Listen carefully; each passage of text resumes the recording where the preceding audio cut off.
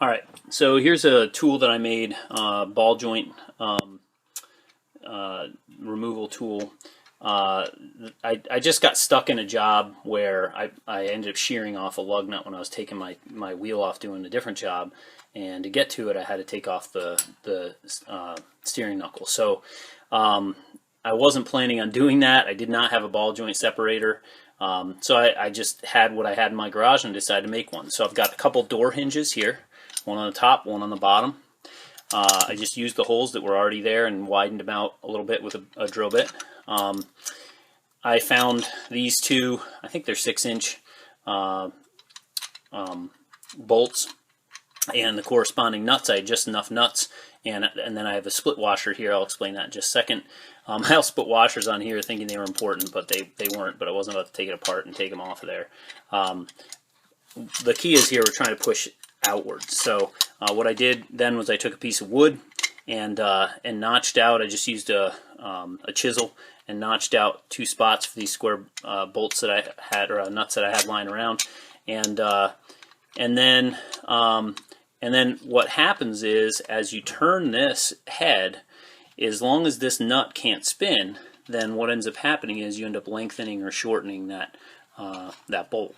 So in order to keep this one pushing this way and this one pushing this way, on the one hand we have the nuts here that are pushing this out, okay, and the metal in this case supporting the wood just to give it some more support. And then on the other side we've got the door hinge that needs to push against this bolt that we're going to be tightening. So that's why these bolts down here are where they are. I put a split washer in between them to put pressure between them, and then I torqued these two to each other. So there's a gap here that stays there the whole time. These things won't be moving. So instead they'll rotate freely, and it'll push against the hinge and just keep pushing it apart. So that's it. And then I'll put it on here and show you what it looks like when it's in action.